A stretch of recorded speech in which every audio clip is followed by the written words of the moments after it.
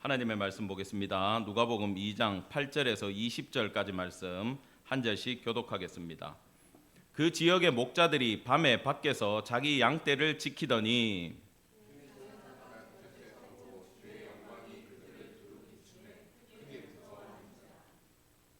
천사가 이르되 무서워하지 말라. 보라, 내가 온 백성에게 미칠 큰 기쁨의 좋은 소식을 너희에게 전하노라.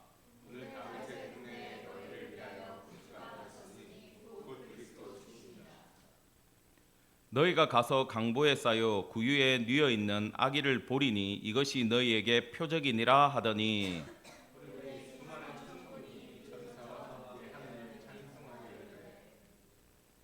지극히 높은 곳에서는 하나님께 영광이요 땅에서는 하나님이 기뻐하신 사람들 중에 평화로다 하니라.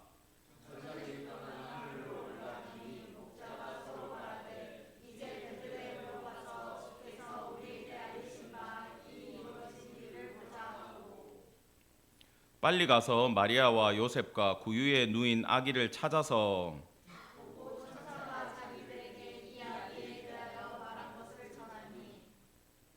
듣는 자가 다 목자들이 그들에게 말한 것을 놀랍게 여기되 같이 보겠습니다. 목자들은 자기들에게 이르던 바와 같이 듣고 본 그 모든 것으로 인하여 하나님께 영광을 돌리고 찬송하며 돌아가니라. 아멘. 지금 시간에는 우리 특별 찬양 시간입니다. 김홍중 정명숙 집사님 가정 우리 보민이 선제죠. 같이 나와서 주만 바라볼지라 찬양으로 주님께 영광 올려드리겠습니다.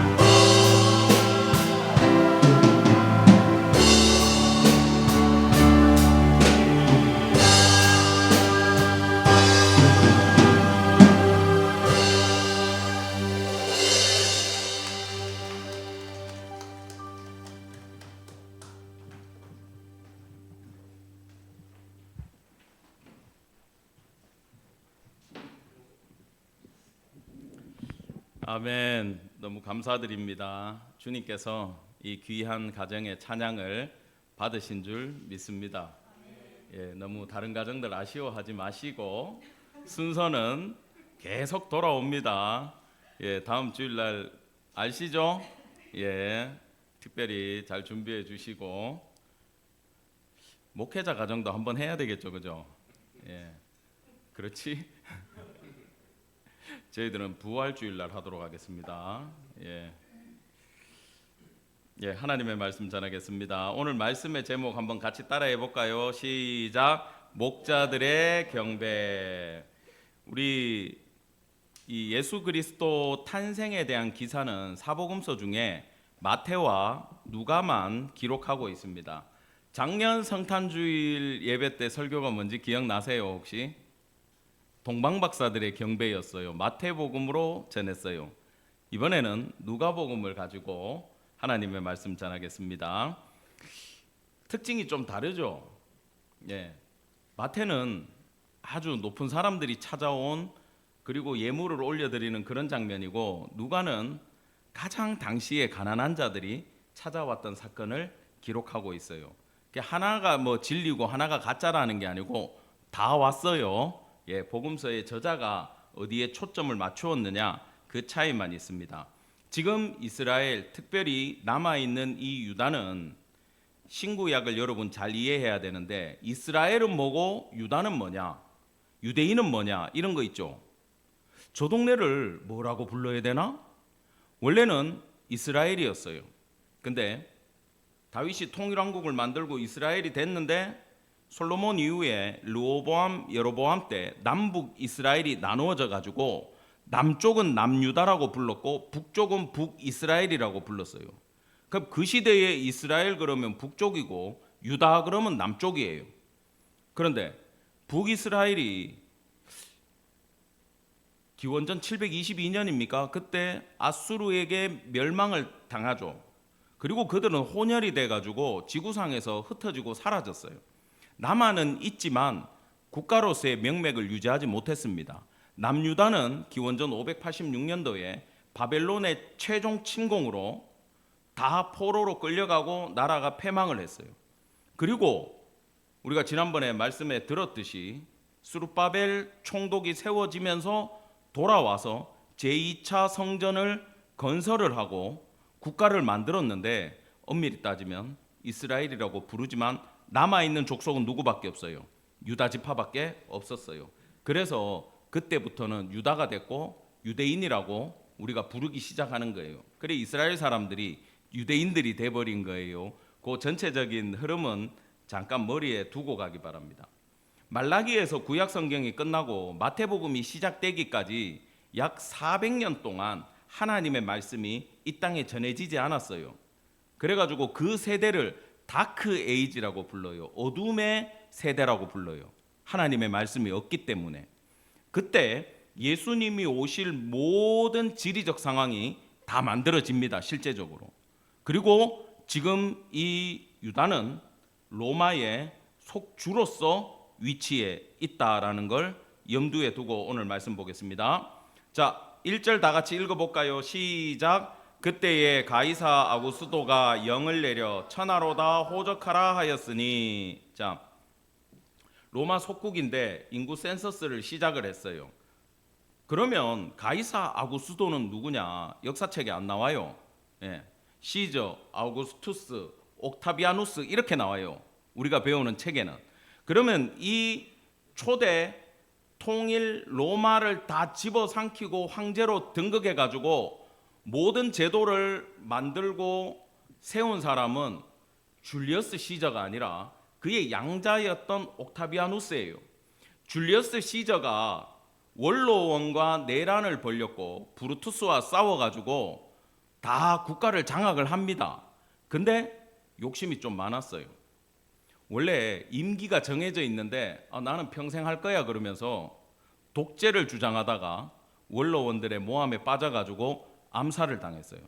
원래는 그냥 죽이고 강에다가 버리고 끝내려 그랬는데, 그래도 줄리어스 시저를 따르는 사람들이 많기 때문에 그 사람의 유언장을 딱 공개했더니 거기에 원래는 조카 정도 될 겁니다. 옥타비아누스가.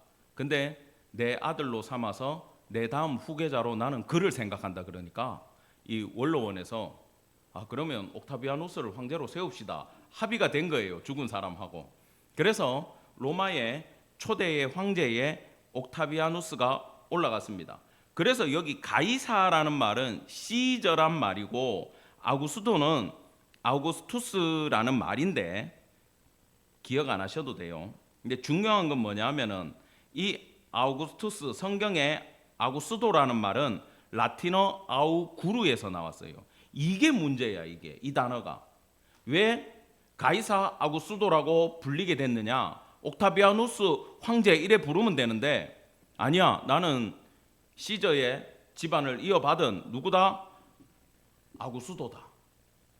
이 단어의 뜻이 심각한 거예요. 이건 신적 계시로 말미암아 나타난 그런 나는 신성한 존재고 존엄한 사람이다라고 하면서 독재를 강화시키기 위해 자기가 신의 자리로 올라가 버립니다. 그러고는 모든 내부에 있는 정치기관들을 다 없애버리고 내 뜻대로만 다스리겠다고 어마어마한 파워를 갖게 된 거예요. 예수님이 어떤 시대에 왔느냐? 바로 이 시대에 이 땅에 왔다라는 겁니다. 누가가 이걸 다 기록하는 건요, 문학적이면서도 실제 역사예요. 저 황제가 지가 하나님의 아들이라 그러고 하나님의 계시로 태어난 존재라고 얘기를 하지만 실제로는 누가 하나님의 아들이다? 예수 그리스도가 하나님의 아들이다. 그 이야기를 아주 강력하게 시작하는 것이 바로 1절이었다라는 겁니다. 그래서 3, 4절에 가면요, 이제 인구 센서스를 하니까 고향으로 가야 돼요. 지금은 전산화가 다 돼가지고 우리가 주민등록 초본을 떼던 인감을 만들던 집 앞에서 다 가능합니다. 신검도 내 받고 싶은 데서 받으면 돼요. 군대 갈 때도. 근데 저 때는요, 인감도장 만들려고 해도 내 출생지 갔어야 되고 신체검사도 제 출생지에 갔어야 돼요. 그래서 저는 본 적이 여러분들 믿지 않겠지만 서울특별시 동작구입니다. 제가 출신은 서울말 그냥 잊어버린 거예요. 쓰려면 써요. 저도 반응이 별로 안 좋은데. 그래서 제가 20살 될 때 신체검사 받으러 하필이면 명절날 추석 때 걸려가지고 아버지하고 운전해가지고 23시간을 그 밀리는 경부고속도로를 타고 신체검사 받으러 서울 병무청에 올라왔던 기억이 지금도 있어요. 굉장히 고달팠어. 그때 차가요, 심지어 수동이야. 근데 대구에서 서울까지 3시간 반이면 갈 거리를 몇 시간? 23시간. 아침에 출발해서 아침에 내려서 씻고 바로 병무청 들어갔어요. 제가. 그러고는 특급 딱 받아가지고 이제 현역병으로 제가 입대를 하게 됐죠. 자, 그러면 이 시대도 똑같습니다. 호적을 하러 어디에 가야 된다? 고향에 가야 돼요. 여러분, 우리 기도할 때 막 여러분들 방언하고 축기하고 이럴 때 누구 이름으로 기도합니까? 예수 이름으로 기도하죠. 근데 좀 그래도 교회 좀 다닌 분들은 예수님 앞에 하나가 더 붙어요. 어디 예수? 아시는구나.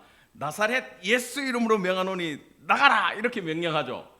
원래 나사렛은 좋은 동네가 아니에요. 참 인생 지질이 가난하고 갈데없는 사람들이 살던 그런 마을이 나사렛인데 거기서 뭐 선한 것이 나오겠느냐? 나다나엘이 그랬잖아요. 거기서 나온 분이 예수님인 거예요. 당시에는 욕이었어요, 나사렛 예수가. 근데 지금 우리한테는 어떤 이름이 됐습니까? 영광된 이름이 됐죠. 나사렛 얘기를 왜 하냐 하면 예수님이 자라신 곳은 나사렛이 맞아요. 근데 출생지는 어디라고요? 베들레헴, 떡집, 빵집 그런 뜻이에요. 베들레헴, 거기서 태어나셨어요. 예수님이. 안 까먹었죠? 어디서 태어났다고? 없는 분들도 많은데 베들레헴에서 태어났어요. 예수님이. 빵집에서 든든하게, 오늘 점심 빵이죠. 든든하게 거기서 예수님이 태어나셨는데 호적하러 나사렛에서 심지어 베들레헴까지 가셔야 됐어. 그러면 로마는 이거를 왜 시켰느냐? 첫째, 황제가 내가 통일한 이 왕국에 인구가 이 정도야 기록을 남기고 싶은 욕심이 있었어. 하나님 싫어하는 거 다 해요. 다윗이 이것 때문에 얼마나 고생했습니까? 그 다음에 전쟁을 하려면 징집을 해야 돼. 그래서 내 속주에 몇 명이 사는지, 성인이 얼마 있는지를 조사를 했습니다. 마지막으로 사람 머리당 세금을 거두기 위해서, 세리들을 통해 세금을 거두기 위해서 인구조사를 고향에 가서 전부 다 호적이 있는 곳에서 시키기 시작했어요. 자, 5절 다 같이 시작. 그 약혼한 마리아와 함께 호적하러 올라가니 마리아가 이미 잉태하였더라. 자, 이 말씀을 잘 이해해야 됩니다. 이게 여러분, 예수님 가끔 비유할 때 그런 얘기 있죠. 열처녀 비유 기억나죠? 신랑이 오는데 10명의 처녀가 기름을 준비하고 불을 켜놓고 기다리는 이야기가 있어요. 신랑이 그냥 오면 되지 왜 밤에 들이닥쳐? 그죠? 우리는 이해가 안 돼요. 그 다음에 예수님이 제자들한테 야, 내가 너희들 살 곳을 하나님의 나라에 만들러 갔다 올 테니까 준비하고 있으라 그러잖아. 이것도 우리는 이해를 못해. 근데 이게 그 당시 이쪽의 결혼 풍습하고 똑같은 걸로 하나님이 구도를 짜셨다라는 거예요. 그래서 여기 약혼한 마리아 이러면 우리가 이해가 안 돼. 결혼하면 되지 무슨 약혼이야. 여러분 혹시 여기 부부들 중에 약혼식 해본 분 있습니까? 없죠? 그 젊었을 때 없이들 사셨나 바쁘게 사셨나? 그 한때 유행했어요. 약혼식 아세요? 그거 좀 해주시지. 그거 안 해줘가지고 설교를 못 하겠잖아요. 약혼식이 따로 있고 우리 결혼식도 따로 하고 그랬어. 왜 그랬게? 물론 우리는 못했어. 우리는 없는 주의 종의 가정이라 못해. 근데 있는 사람들은요, 그 당시에 지인들 불러가지고 결혼식 하기 전에 날짜 잡을 때 미리 친구들 불러서 파티를 한번 엽니다. 그리고 약혼 반지 따로 맞추고 생쇼를 해요. 그리고는 얼마 뒤에 결혼식을 또 하고 그랬어요. 그러다가 이게 이제 사라졌지, 우리나라에서 문화가. 저 그러면 결혼 피로연도 안 했어요? 결혼식 끝나고 바로 신혼여행 펴버렸어? 잘하셨네. 그런 것도 있어요. 참 주의 은혜다. 다들 젊었을 때 없이 사셨는데 지금 잘 사는구나. 유대 결혼식은 2단계입니다. 몇 단계? 2단계. 1단계는 뭐냐? 우리나라 말이 없어. 언약식이라고도 하고 정혼식이라고도 해요. 우리나라 말로 약혼식이야. 이 사람들은 약혼식이라고 안 불러요. 자, 이게 뭐냐? 내가 그 이정은 씨하고 결혼을 하겠다 그러면 내가 처갓집에 가요. 저기 강북구 인수동에 가가지고 거기서 약혼식을 합니다. 언약식을. 그러면 법적으로 부부가 돼가지고 혼인신고를 해요. 그럼 부부가 됐어요. 근데 합방은 못해. 그리고 와이프 집에다가 두고 나는 아버지 집으로 가야 돼. 그리고 그 사이에 아버지 집에 가서 신부랑 살 방을 준비를 해요. 아버지 집을 나누든지 옆에다가 짓든지 예쁘게 신부가 살 집을 다 만들면 준비가 다 됐어. 그러면 신랑의 아버지가 날짜를 받아요. 그러면 야 아들아 시간이 됐다. 내일이다. 가서 아내를 데리고 와라. 그러면 신랑이 그때 법적으로는 부부인데도 그때서야 신부의 집에 가서 결혼식을 합니다. 이걸 뭐라 그러냐 하면 따라합시다. 혼인잔치. 예, 그때 혼인잔치를 벌리고 신부를 데리고 오면은 그때부터 정식 완전한 부부가 되는 거예요. 그래가지고 혼인잔치에 청함받은 자들 얘기가 나오죠, 성경에. 그게 바로 2번째 행사예요. 그리고 이 첫 번째 언약식과 2번째 혼인잔치 가운데 거의 시간적으로 1년 이상의 시간이 걸렸어요. 자, 그러면 지금 마리아는 몇 단계냐 하면은 1단계에 있어요. 그러면 법적으로는 부부지만 같이 잠도 못 자는 사이예요. 그럼에도 불구하고 호적하라고 하니까 법적으로 같이 가야 돼, 안 가야 돼? 같이 베들레헴으로 내려가게 됐다라는 겁니다. 근데 문제는 거기 있을 때 해산할 날이 차서 아들을 낳아가지고 강보에 싸서 구유에 뉘었다. 왜? 여관 카틀로마에 갈 곳도 없었다.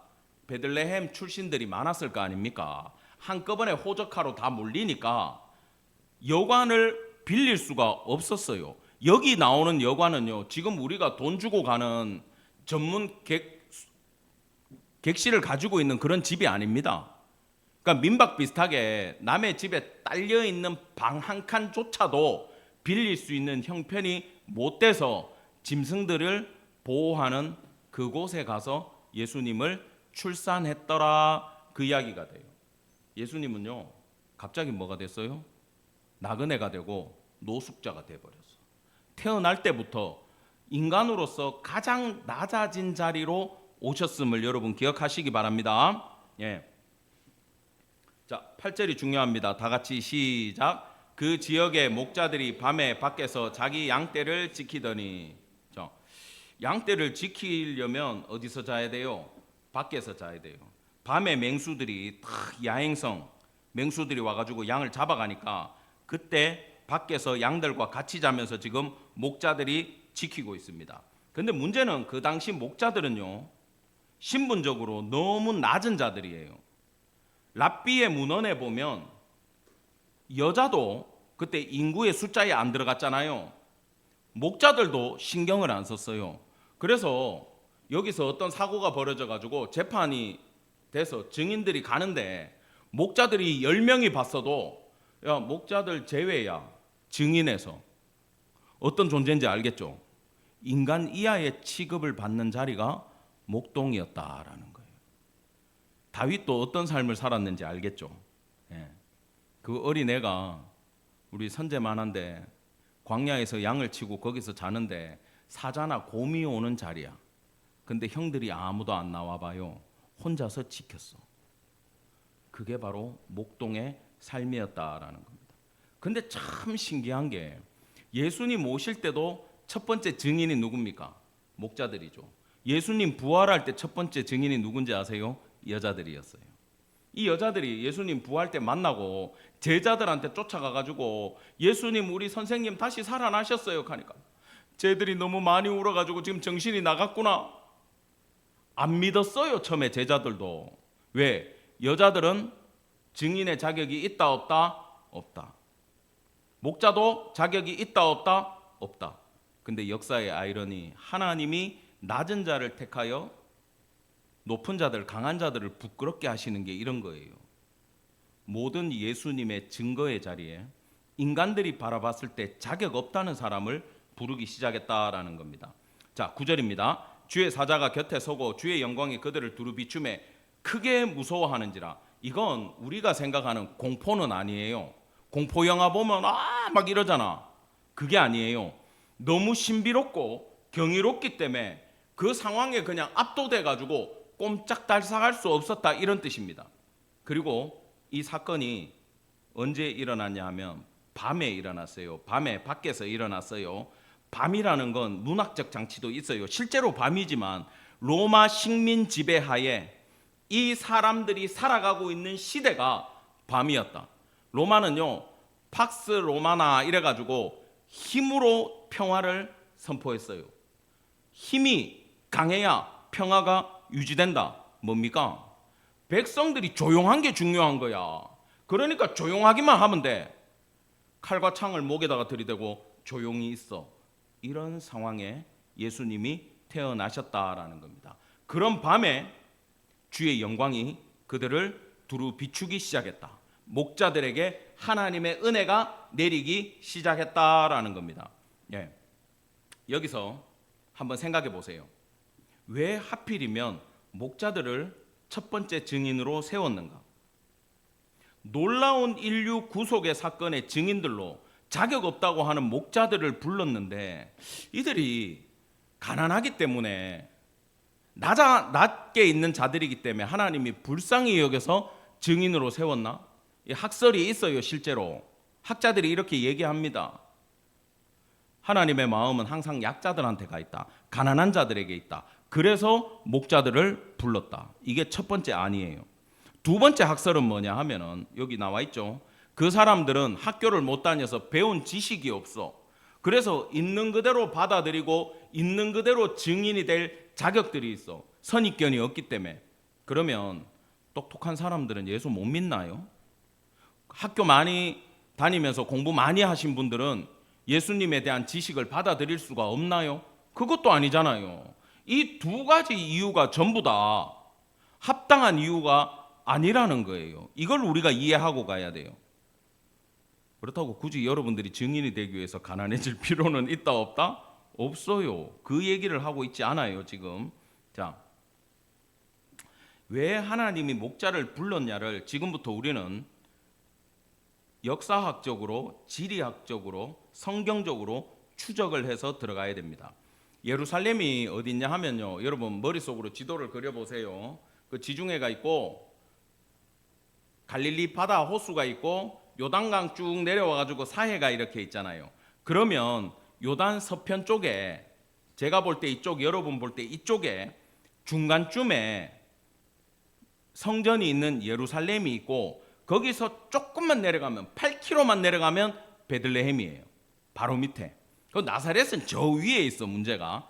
자, 이해가 됐죠? 그러면 성지 예루살렘은 지금도 이스라엘 땅이에요. 근데 베들레헴은 팔레스타인 자치구에 속해 있어요. 지금 가면 철조망으로 막혀 있고 지금 전쟁 나고 난리 난 데예요. 근데 예전에는 목사님들이 다 다녀오셨죠. 차 타고 20분이면 베들레헴 가볼 수가 있어요. 그래서 예수 탄생교회도 있고 거기 가면 성지가 또 많습니다. 근데 사람들이 전부 다 총 들고 지키는 지역이에요. 자, 근데 예레미야 3장 14절을 같이 한번 읽어보겠습니다. 시작. 분문은 베닥게렘 지방을 다스리는 레갑의 아들 말기야가 중수하여 문을 세우며 문짝을 달고 자물쇠와 빗장을 갖추었고. 자, 베들레헴 그쪽에 가면 예수님이 태어났다라고 생각하는 목자들이 양을 치는 언덕에 지금도 목자들의 교회가 버젓이 세워져 있어요. 거기에 목자들의 예배 장소가 거기에 있고 목자들이 양을 치던 장소가 있고, 다른 지역에 가면 예수님이 태어난 곳이 있어요. 근데 이 지역을 뭐라고 부른다고요? 베닥게렘. 지금 가면 우리가 못 찾아요. 왜냐하면 사람들이 라헬이라고 그 지역을 불러버려요. 근데 고고학자들 얘기가 지금을 라몬 라헬로 불리는 그 지역이 예전에는 성경시대 때는 베닥게렘이었다라는 학자들의 연구가 있고, 그 실제로 브엘세바 대학에 공부하셨던 교수님이 이걸 알아내신 거야. 그래서 그 지역이 어디냐 하면은 바로 느헤미야 3장에 나오는 바로 이 땅이었다는 겁니다. 근데 다스리는 사람이 누구예요? 레갑의 아들 말기야가 느헤미야 시대는요, 포록이 갔다 와서 성벽을 건축하는 이야기가 담겨져 있어요. 그러면 여기에 성벽이 크지 않습니까? 파트를 나눠서 공사를 하는데 분문이라는 지역을 바로 레갑의 아들 말기야의 집안에서 다시 중수해서 세웠다 그 말입니다. 중수는. 자, 그러면 분문은 뭐냐? 똥문이란 뜻이에요. 그쪽에서 예루살렘에서 나오는 모든 더러운 게 빠져나가는 문이 분문입니다. 그러면 양문, 그러면 뭐겠어요? 제사용 양이 들락날락거려요. 우리나라도 사대문이 있죠. 4개의 대문이 있고 또 사소문이 있어요. 그러면 그 중에는 쓰레기 나가는 문도 있고 시체가 나가는 문도 있어요. 다 문마다 용도가 지정돼 있다라는 걸 아셔야 돼요.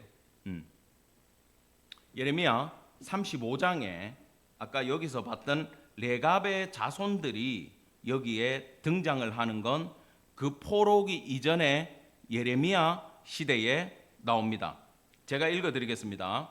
유다의 요시야 왕의 아들 여호와김 때에 여호와께로부터 말씀이 예레미야에게 임하여 이르시되, 너는 아까 그 누구 집안 레갑 사람들의 집에 가서 베닥게렘에 사는 그 동네 사람들한테 가가지고 그 후손들을 다 성전으로 데리고 와서 고관들이 있는 방에다가 집어넣고 그 사람들한테 포도주를 먹으라고 얘기를 해라.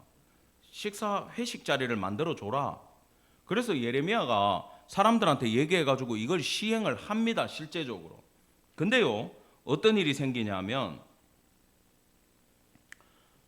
지금 예레미야가 그 사람들한테 포도주가 가득 찬 잔을 권했어요. 근데 6절 다 같이 시작. 그들이 이르되 우리는 포도주를 마시지 아니하겠노라. 레갑의 아들 우리 선조 요나답이 우리에게 명령하여 이르기를 너희와 너희 자손은 영원히 포도주를 마시지 말며, 이렇게 얘기했대.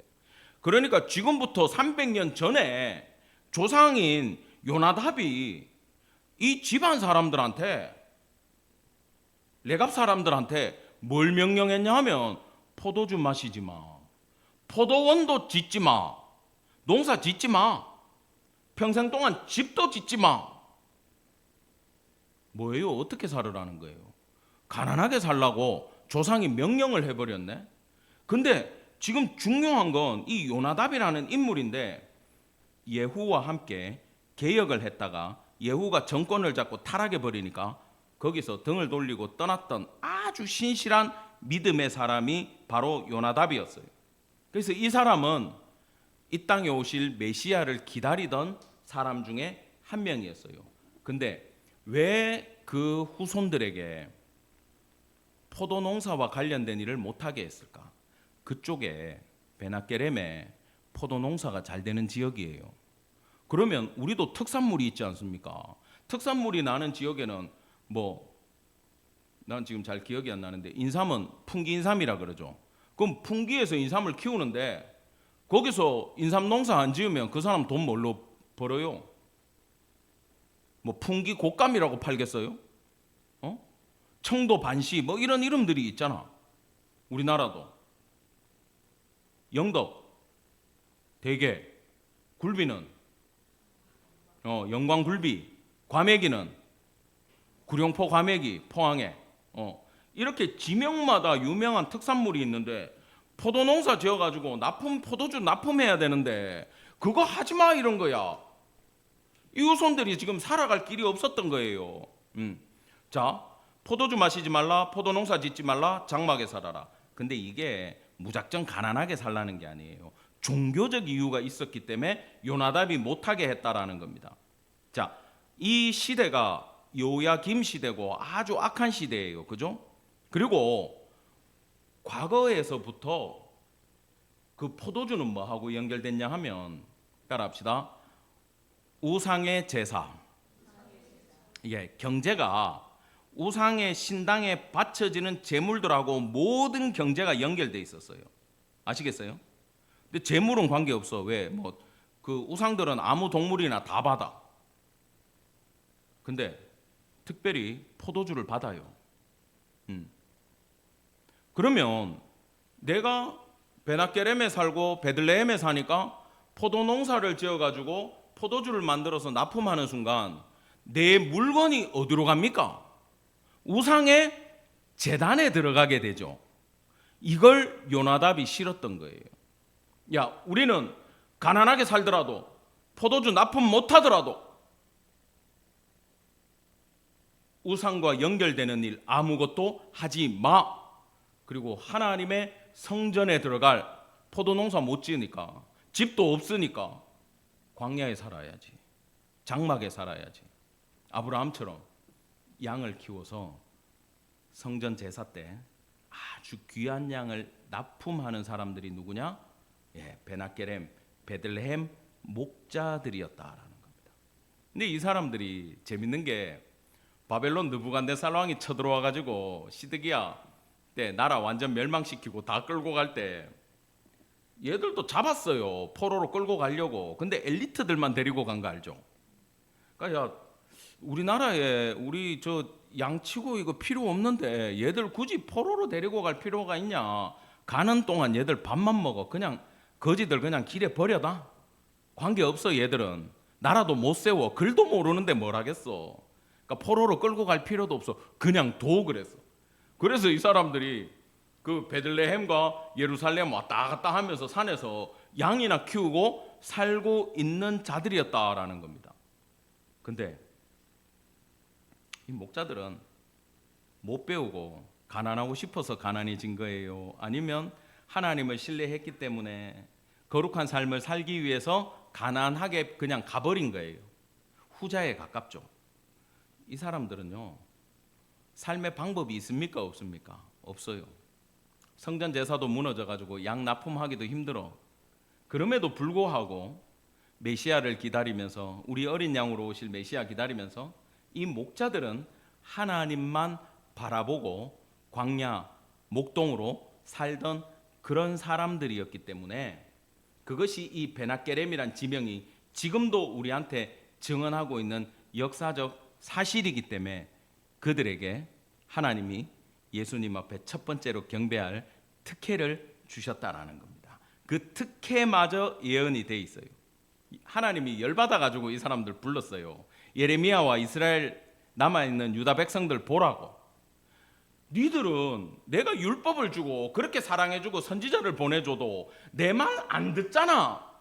근데 이 레갑의 후손들은 자기 조상의 말을 지키면서 300년 동안 포도 농사도 안 짓고 포도주도 안 모시고 지금 성전에서 나오는 왕의 포도주조차도 거부하고 있지 않냐. 얼마나 신실하냐. 제발 얘들 좀 본받아라. 그러면서 하나님이 기분이 이 사람들 때문에 너무 좋아가지고 레갑의 아들 요나답에게서 내 앞에 설 사람이 영원히 끊어지지 아니하리라, 이 말을 꼭 전해주라고 예레미야 선지자한테 하나님이 친히 말씀을 주셨다는 겁니다. 이 언약을 받았기 때문에 이 목자들이 예수님 탄생하던 그날 밤에 영광된 축복된 자리에 불려 나와서 아기 예수의 탄생을 목격하게 되고 첫 번째로 영광 올려드리는 사람이 된 것이지, 이 사람들이 못 배워서 가난해서 하나님이 약자를 사랑해서 이 사람들에게 아기 예수께 경배할 수 있는 특권을 준 것은 아니다라는 것을 여러분 반드시 기억하는 성탄절 되기를 바랍니다. 예. 그렇다고 설교가 이렇게 안 끝나죠. 당황하지 마세요. 저희 교회 설교는요, 긴 이유가 저는 마음의 간절함이 그거예요. 때를 얻든지 못 얻든지 열심히 가르치자, 주의 말씀 가르치자. 왜? 나중에 못 배울 날이 왔을 때 여러분이 견디기 위해서 누가복음 2장을 읽더라도 이게 이런 뜻이었지 그러면서 스스로 은혜 받을 수 있는 힘을 길러주기 위해서 한 절 한 절 강해하고 있음을 기억하시기 바랍니다. 예, 10절입니다. 다 같이 시작. 천사가 이르되 무서워하지 말라. 보라, 내가 온 백성에게 미칠 큰 기쁨의 좋은 소식을 너희에게 전하노라. 근데요, 지금 큰 기쁨의 좋은 소식 그러면 유앙겔리오는 배웠죠, 마가복음 할 때. 근데 유앙겔리조마이, 이건 큰 기쁨의 좋은 소식이에요. 근데 이건 아무데나 붙일 수 있는 헬라어가 아니었어요. 당시에 황제의 입에서 좋은 소식, 우리 집에 황제의 대를 열 아들이 태어났다고 할 때 선포되는 메시지가 유앙겔리조마이였다. 이걸 지금 성경은 예수님한테 황제께 아냐, 예수님이 받을 소식이야 라면서 이걸 가지고 왔다라는 겁니다. 절대 권자라는 거예요. 이 자리에서 영광과 심판과 통치가 이루어지는 보좌를 이어받을 사람이 누구다? 아기 예수가 그 메시아다라고 큰 기쁨의 좋은 소식을 천사들이 전해주고 있는 겁니다. 예, 오늘 다윗의 동네에 너희를 위하여 구주가 나셨으니 곧 그리스도 주시니라. 가이사 아구스도가 자기한테 붙일 수 있는 단어로 쓴 말이 구주, 그리스도, 주 이런 단어예요. 이 모든 걸 지금 누구한테 쓰고 있습니까? 아기 예수한테 쓰면서 그 당시 로마 식민 시대를 살아가는 자들에게 황제가 하나님의 아들 구주 메시아가 아니라 우리 주 예수가 우리의 그리스도 되시고 우리의 구주 되신다라고 선포하고 있는 본문이라는 겁니다. 극적인 대비예요. 극적인 대비. 여러분, 예수님이 여러분 구주 되신 거 믿으십니까? 아멘. 여러분 인생의 왕이 되심을 믿으십니까? 아멘. 그 성도들만, 아멘한 성도들만 다음 본문으로 넘어가겠습니다. 12절 다 같이 시작. 너희가 가서 강보에 쌓여 구유에 뉘어 있는 아기를 보리니 이것이 너희에게 표적이니라 하더니, 자, 표적이 된다라고 얘기를 했어요. 이건 목자들에게만 표적이 아니라 온 인류의 표적인데, 표적을 잘 이해하셔야 돼요. 따라합시다. 예수를 구주로 믿는 자에게는, 이건 따라하지 말고 아기 예수를 만난 사실이 뭐가 되냐 하면 따라합시다. 구원의 근거가 된다. 이해되셨죠? 그게 표적이에요. 아기 예수를 내가 믿고 받아들이고 만나면 내 구원의 근거가 되는 게 표적이고, 반대로 내가 나 보기 싫어라고 고개를 돌린다든지 가도 경배 안 하고 안 받아들이는 자에게는 너 아기 예수를 만났는데 예수님 탄생을 알았는데 너 안 믿구나. 그러면 그 표적은 뭐예요? 심판의 표적으로 다가온다라는 것을 여러분 반드시 기억하시기 바랍니다. 자, 13절입니다. 13, 14절 다 같이 시작. 호련히 수많은 천군이 그 천사와 함께 하나님을 찬송하여 이르되 지극히 높은 곳에서는 하나님께 영광이요 땅에서는 하나님이 기뻐하신 사람들 중에 평화로다 하니라. 아멘. 자, 인류의 구속사가 완전히 구체적으로 이 땅에 시행되는 시점입니다. 지극히 높은 곳과 땅은요 완전 극대비를 이루고 있어요. 하늘에서는 뭐예요? 하나님께 영광되는 사건이고 땅에서는 기뻐하신 사람들 뭡니까? 은혜를 입은 자들 사이에 평화로다, 샬롬이 임했다라는 뜻입니다. 그러면 우리 입장에서는 뭐예요? 예수가 오시는 게 샬롬이라는 거예요. 평강이라는 거예요. 그래 예수님을 평강의 주라고 부르잖아요. 자, 왜 평강이냐 하면 우리 학생들 특히 잘 기억하세요. 예수님을 믿어서 니한테 좋은 게 뭐냐? 그러면 천국 가서 기뻐요는 너무 좀 유치하잖아. 왜 가는지를 얘기해야 돼. 내가 예수님을 내 구주로 믿는 순간 하나님과 나 사이에 죄로 막혀있던 그 담을 예수님이 헐어주셨어요. 그래서 하나님을 다이렉트로 만나고 기도할 수 있는 존재가 됐어요. 그래서 하나님과 내 사이에 예수님은 뭐다? 화평이세요. 그래서 천국 가는 거예요. 아시겠어요? 죄의 모든 권세를 깨셨다는 게 하나님만 오케이 하면 되잖아. 모든 게 하나님께 달려 있으니까. 예수의 피를 의지하는 자들 내가 오케이 할게. 그래서 내가 평화의 눈으로 바라보지 심판의 눈으로 안 바라보겠다. 그러면 여러분이 어떤 죄를 짓고 어떤 인생을 살았던 예수님 진심으로 의지합니다. 그러면은 하나님과 뭐가 이루어진다? 샬롬이 이루어진다라는 거예요. 이게 첫 번째 평강입니다. 두 번째는 뭐냐 하면은 우리 사이에 평강이 되신 분이에요. 내가 저 사람이 싫어. 근데 중간에 예수님이 계셔. 내가 내 와이프가 보기 싫어. 전 아니에요. 근데 중간에 예수님이 계셔. 그러면 뭐라 그랬죠? 장모님들이 사위가 이쁜 것보다 딸내미를 사랑하니까 사위한테도 잘해준다 그랬잖아. 이거야. 하나님이 우리가 아무리 꼴 보기 싫어도 누가 계시니까? 예수님 계시니까 우리를 용서해 줬듯 우리도 여러분들이 마음에 예수님을 모시고 계시니까 행실이 부족하고 나빠도 사랑해야 돼, 안 해야 돼? 그 안에 예수님이 계신데 평강을 누려야지. 같이 이해해주고 기다려주고 사랑해주고 섬겨줄 수 있는 근거가 예수님이 있기 때문에 이루어지는 일이라는 거예요. 그 다음에 우리 자신의 내면적인 문제가 있어. 응? 내가 세상에 염려가 있을 수 있고 근심이 있을 수 있고 질병이 있을 수 있고 고통이 있을 수 있고 혼돈이 있을 수 있어요. 근데 그 모든 인간의 죄악으로 말미암아 다가오는 모든 질고에 대해서 예수님이 다 지고 가셨기 때문에 예수 믿는 자들에게 그 안에서의 자유가 있다 없다? 있다. 아프고 힘들어도 가난해도 평강이 있다 없다? 있음을 믿기를 간절히 축원합니다. 그것이 바로 이 14절이 우리에게 알려주는 샬롬의 뜻임을 여러분 기억하기 바랍니다. 15절입니다. 다 같이 시작. 천사들이 떠나 하늘로 올라가니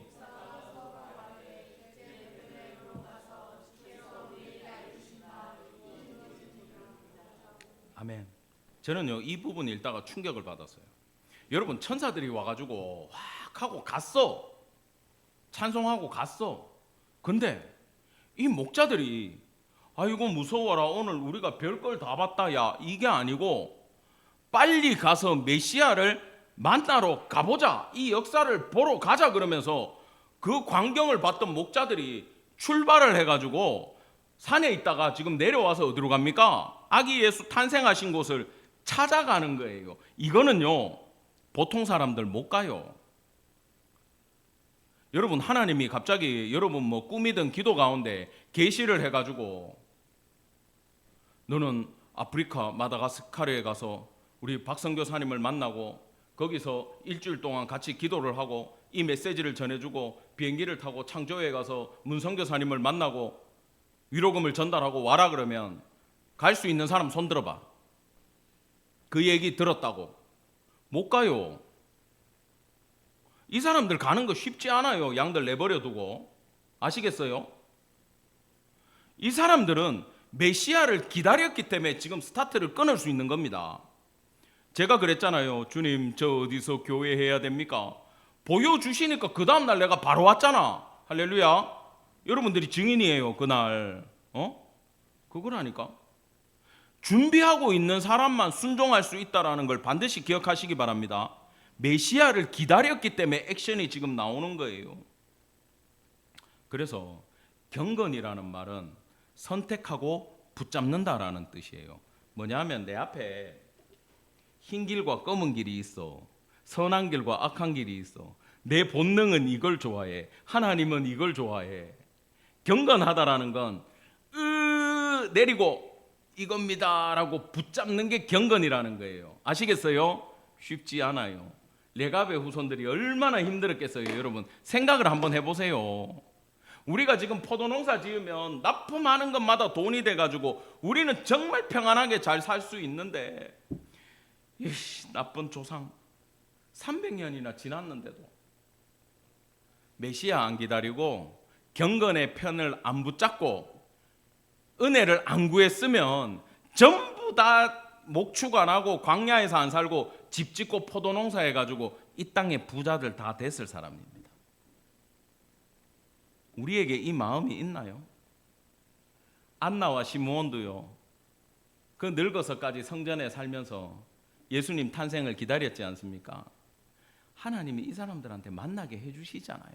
이 사람들 의롭고 경건한 자들이다. 그럼 경건은 선택이야. 그럼 의로움은 뭘까? 나중에 한번 또 설교를 하겠습니다만 의로운 사람이다라는 건 의인이다 그럴 때는 명사 그래버리면 예수님밖에 없어요. 근데 의로운 사람 그러면 형용사를 쓰면요, 우리의 삶의 행동과 태도가 의를 추구하는 사람이에요.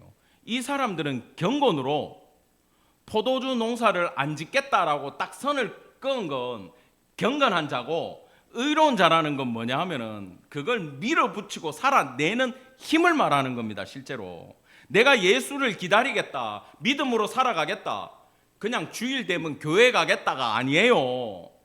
군대 가면 교회 못 갈 때 있어. 외국 나가면 예배 못 드릴 수 있다고. 그걸 말하는 게 아니라 하나님 앞에 살아가겠다, 다시 오실 예수님 기다리는 내 삶을 보여주겠다. 어제 설교 말씀처럼 주님 왔을 때 내가 말씀으로 사람들 양육하고 사랑을 전하는 걸 내 열매로 주님 앞에 보여드리겠다고 하는 것이 바로 의로운 삶이라는 겁니다. 할렐루야. 이런 성도들 되기를 간절히 축원합니다. 예. 이 사람들 액션 보세요. 빨리 가서 찾아서 보고 전했다. 동사가 이렇게 나와요. 빨리 가서 찾아서. 여러분, 이 사람들이 베들레헴 간다고 그냥 뭐 간판이 있는 집도 아니고 거기에 태어난 아기가 누군지도 모르는데 찾아갈 수 있겠어요? 여기서 찾아서라는 말은 따라합시다. 한 번에 찾았다가 아니다. 수소문해가지고 찾아다녔다라는 말이에요. 얼마나 열정적입니까? 여기저기 찾아다녔어요. 지금 하나님의 계시를 완전히 믿고 피가 끓고 감동 가운데 우리 메시아가 드디어 오셨다 그러면서 이 집 저 집 찾아다녔다라는 겁니다. 그래서 드디어 예수님을 만났어요. 그리고는 천사들이 했던 그것을 들려줍니다. 전하다, 널리 두루두루 알렸다, 만나는 사람들한테 가면서 다 얘기했다라는 거예요. 이 사람들이. 그래서 최초의 복음의 증거자들의 자리까지 올라갔다라는 겁니다. 첫 번째 증인으로 완벽한 사람들이 베들레헴 목자들이었다라는 걸 우리는 몰랐어요. 그러나 하나님은 그들만이 할 수 있다라는 걸 알고 계셨다라는 겁니다. 자, 듣는 사람들이 전부 다 이상한 데가 아니고 영광 가운데 다들 놀래버렸고 마리아는 가슴에 새기기 시작했어요. 말도 안 되죠. 증인으로서의 자격이 있다 없다? 없는 자들이에요. 근데 이들이 삶이 어땠는지 아시겠죠? 전할 때 사람들이 전부 다 믿고 놀라워하고 마리아는 그 목자들의 말을 가슴에 새기기 시작했다라는 겁니다. 마지막까지 아름답게 끝납니다. 하나님께 영광을 올려드리고 찬송하며 뭐했다?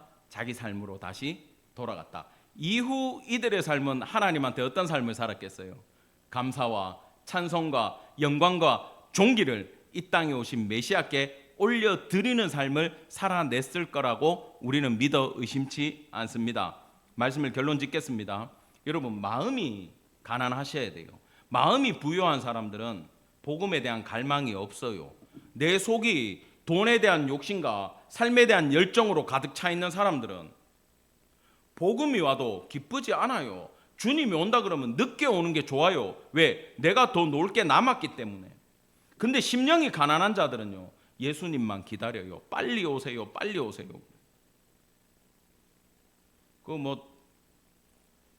아픈 분도 있고, 나도 요즘 좀 아파가지고 병원 다니고 그랬는데 지금은 좋아졌습니다만은, 아프니까 누구 생각만 나는지 알아요? 예수님 생각만 나더라고. 내가 그래서 나 마음으로 기뻤어. 야, 내가 물론 여러분 생각하는 그 기도했습니다. 주님, 다시 건강을 회복시켜 주시면 충성되이 일하겠습니다. 그래, 내가 아파도 수요 예배 내일 금요 기도회 다 한다니까. 옛날에 상상할 수 없는 일이죠, 그죠? 한 달에 한 번 일주일씩 푹푹 쉬었는데 제 마음이 지금 그게 안 돼요. 여러분, 있는 사람들은요, 이 갈망이 없어요. 만약에 하나님이 왕궁에 있는 정치적으로 영향력 있는 헤롯 안디바의 집에, 헤롯 대왕 집안에 이걸 전했다. 그 사람들 어떻게 해요? 예수님 죽이려 그랬겠죠. 재벌집에, 야, 주님 오시면 이 세상 끝나는 거 아니야? 야, 빨리 없애라 그러겠지. 신학자들한테. 그 당시 신학자들 아무도 안 믿었어. 특별히 대신학자 사도 바울조차 이거 받아들였습니까? 안 받아들였습니까? 스데반 죽이잖아요. 이 사람들한테 전했다고 이 복음이 전해졌겠냐고요. 여러분, 목자들은 돈이 없어 가난한 자가 아니라 하나님으로 말미암아 메시아를 기다림으로 말미암아 심령이 가난했던 사람들임을 반드시 기억하기 바랍니다. 우리가 누구한테 복음을 전해야 되냐면 복음이 필요한 자들에게 먼저 전해야 돼요. 안 믿을 자들한테 전하는 것도 괜찮아요. 왜? 그 중에 하나 믿을 수 있으니까. 그 사람들한테 하는 건 거룩한 선포입니다. 예수님 다시 오신다. 그때는 심판주로 오신다. 믿든지 말든지. 근데 어렵고 힘들고 예수를 못 만난 자들에게는 여러분 진지하게 다가가서 다시 오실 예수님을 전하기를 간절히 축원합니다. 예. 여러분, 제가 맨날 그러잖아요. 우리 성탄절의 의미가 뭐예요? 2000년 전에 오신 분 감사합니다. 죽으러 오셨는데, 십자가 달리러 오셨는데, 그냥 죄송할 따름이야. 2000년 전에 예수님 생각하면. 근데 우리가 영광으로 기다리고 기쁨으로 기다리는 건 누구예요? 다시 오실 주님이죠. 재림하실 주님이죠. 영광으로 천군 천사와 더불어 이 땅에 오셔서 세상을 심판하고 우리를 구원하실 분이 예수 그리스도죠. 우리는 성탄절 그러면 다시 오실 예수님 기다리기를 간절히 축원하기 바랍니다. 축원합니다. 자, 이 세상은요, 영적인 기갈 가운데 있어요. 사람들이 말은 안 해도 영적으로 갈급해. 왜 그럴까? 세상을 봐도 희망이 없잖아. 나라를 봐도 희망이 없고, 세계를 봐도 이제 동남아도 못 가. 태국, 캄보디아 피 터지게 싸우고 있어. 어디 갈 거야? 불똥이 어디로 튈지 몰라. 바다도 난리래. 이제 이스라엘 성지순례 가요? 못 가요. 나라가 이렇게 힘들어요. 미국 가면 또 추방돼? 어떡할 거예요? 이런 마지막 세대를 살아갈 때 사람들에게는 아모스 8장 11절이에요. 여호와의 말씀을 듣지 못하는 기갈이 있어요. 인터넷에 많아. 뭘 들어야 될지 몰라. 설교는 많아. 은혜가 안 돼. 들을 게 없어. 그러니까 설법이나 듣고 앉았지. 무슨 스님 하면서 그거 듣는다고 살아나냐고. 잠깐 여러분 기나 즐겁게 해주지. 여러분, 우리 구주는 예수님밖에 없음을 믿으시기 바랍니다. 예수님으로 일어설 수 있음을 믿으시기 바랍니다. 부활의 주를 믿는 순간 그 부활이 우리 부활됨을 믿으시기 바랍니다. 포도나무에 붙어있는 순간 우리도 열매 맺을 수 있음을 믿으시기 바랍니다. 그렇다면 우리의 모든 삶의 문제는 예수로 말미암아 회복되어지고 능력 얻고 살아날 수 있고 부흥될 수 있다는 것을 여러분 반드시 믿으시기 바랍니다. 어떤 마음으로? 목자의 마음으로 예수님 앞에 다가가는 성도 되길 바랍니다. 그 방법을 제가 알려주고 마칠게요. 방법 딱 적어놨잖아.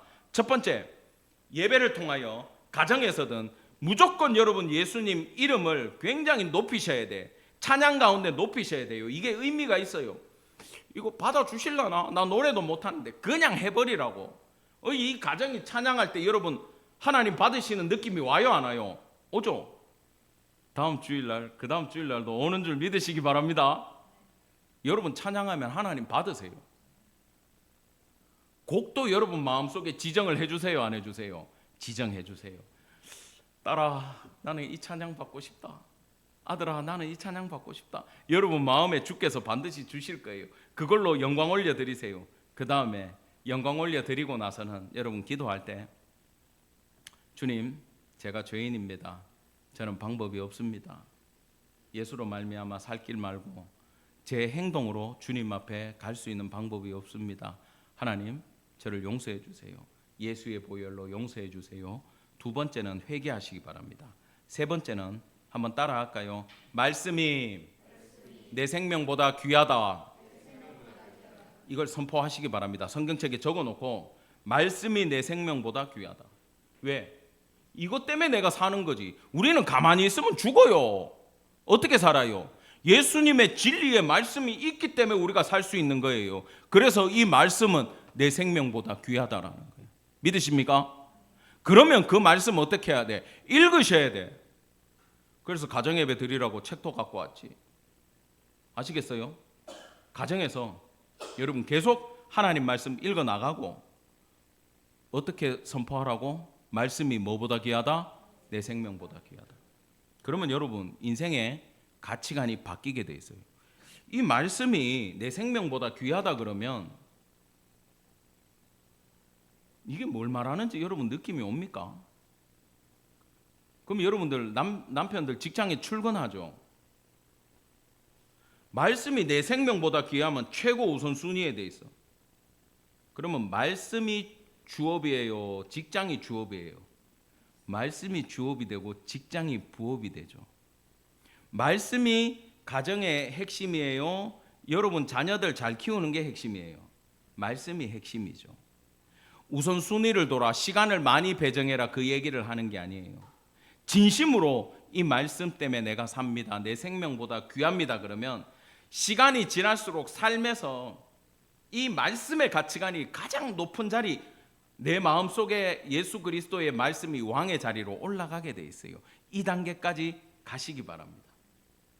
이것만 여러분이 삶에서 시행하면 예수 이름으로 말미암아 여러분이 이 땅에서 이겨내지 못할 권세가 없고 승리하지 못할 일이 없으며 구원까지도 예수께서 이끌어가고 삶의 모든 혼란과 근심과 질병 가운데 하나님의 놀라운 은혜가 목자들에게 임하듯 여러분에게 임하기를 믿으시기를 간절히 축원합니다. 아멘.